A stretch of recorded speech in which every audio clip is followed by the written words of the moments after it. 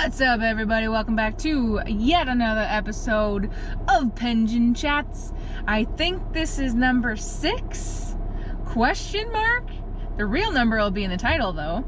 I think there's a name change that's going to be coming for the next episode. I know I said that in the one before, but I'm pretty sure the next one's going to have a different name. Or actually, question for you. I'm going to put a poll in the iCard today. I'm going to put a poll in the iCard between Pengine Chats and 2 other names that have been suggested. You're all going to hopefully vote on the iCard for what you want this little series to be called. There have been a few of you that have said that they don't particularly want to watch this series because of the driving aspect, which is totally fine. You don't have to.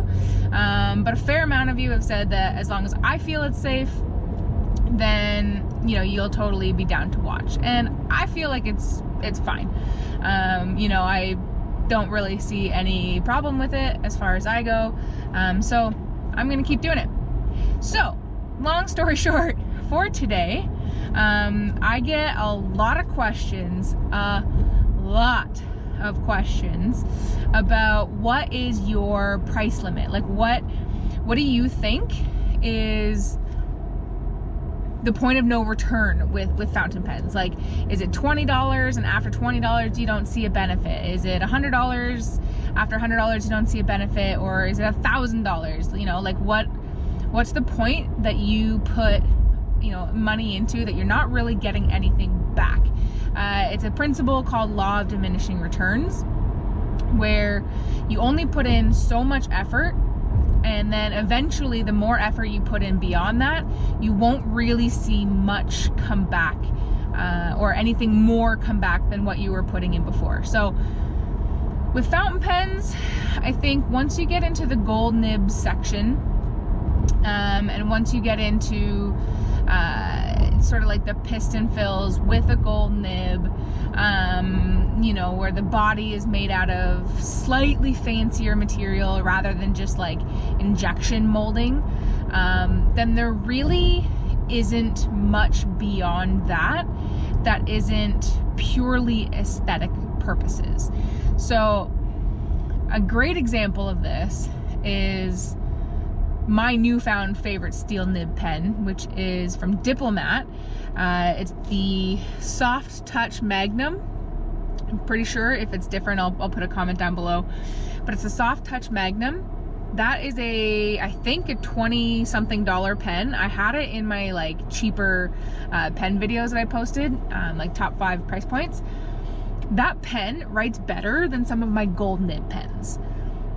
So it's super smooth. It's a little bit springy, which is great. It's a nice wet writer, which is great. So there is eventually a point within fountain pens that you won't get anything extra back, unless you specifically have value in that. So for example, the Visconti Homo Sapiens Midnight in Florence. It's the most expensive pen that I have, but it is not the best pen. Just because it's the most expensive doesn't mean it's my favorite pen. It's an excellent pen and I very much like it, and I'm glad I have it. It's beautiful to look at. It does write really well. It's a vacuum fill pen, so it fills a lot of ink. But as far as the enjoyment, the overall enjoyment that I get from it, it's not much different than my Aurora Optimas, or my Pilot Custom 823, which is probably my most used pen within the last few months. But it is significantly more. So, for example, I'm gonna rough ball some numbers here. Like the Pilot Custom 823 in US dollars, I think is about $288. Whereas the Visconti Homo Sapiens Midnight in Florence is $900 and something. So it's a significant price point difference, but the end result is pretty similar. They write really well. I enjoy using both of them. It's not exceptionally different. Now, what you will get a difference between is, say, a $10 pen and a $50 pen or a $100 pen. you know, the writing experience that you get between a Platinum Preppy and that, you know, Pilot Custom 823 is significantly different. That might be worth it for people.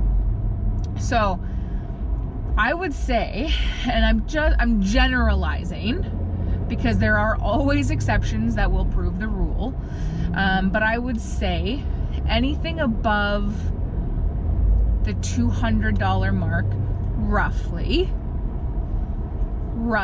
because there are definitely exceptions,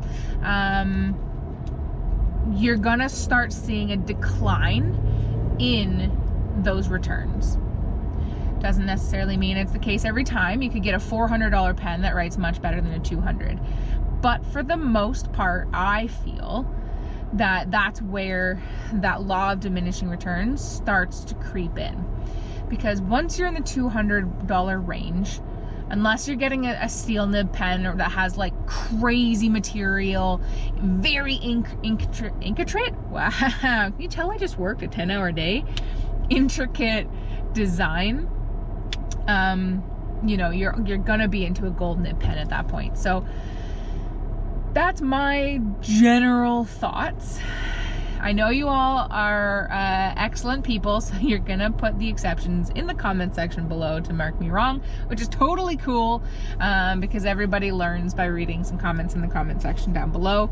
But yeah, what do you guys think? Like, where do you think your like law of diminishing returns average sort of starts? But I also think it comes down to what you value. But anyways, that could be a whole other topic about what value a pen may or may not have, because that's going to go down to the individual. But those are my thoughts for today.